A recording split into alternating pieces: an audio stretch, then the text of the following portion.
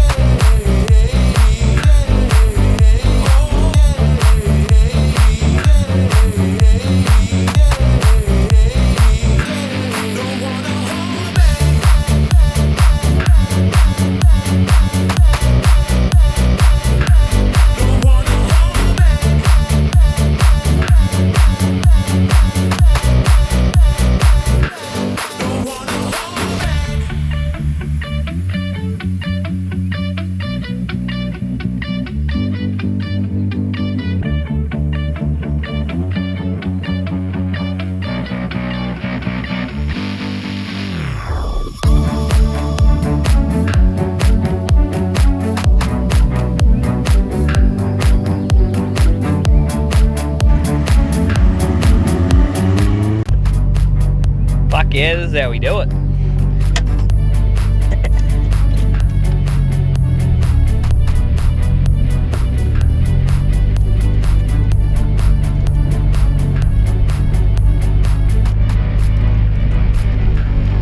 Oh, look at that! Don't fucking run into it. You put that sexy thing in here. Alright guys, so I couldn't really go test drive with the Powertune last night because turns out my alternator is completely shit to bed. So I just stuck down to Repco, picked myself up a new LS1 alternator because that's what I run. I'm running that adapter kit for it. So 140 amp, so plenty enough to keep up with all the pumps and all that sort of shit.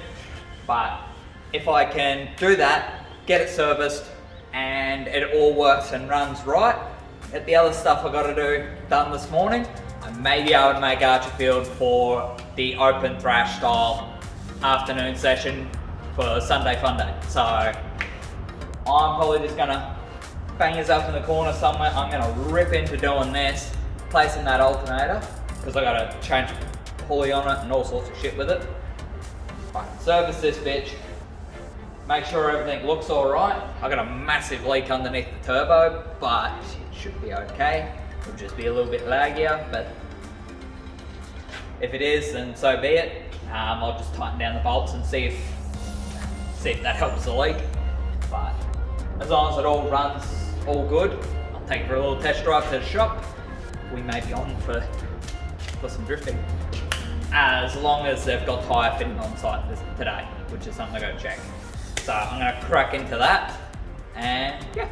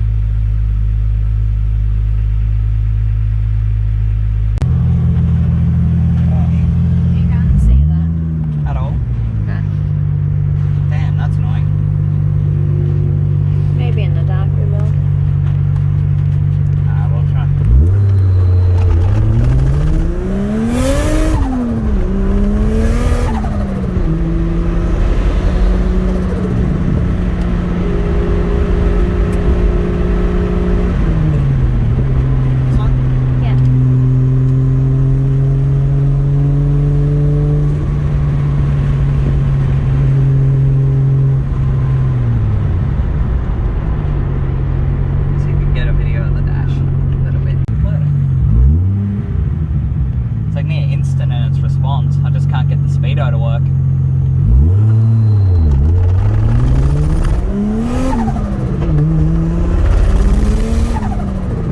How good's the tail shaft slap?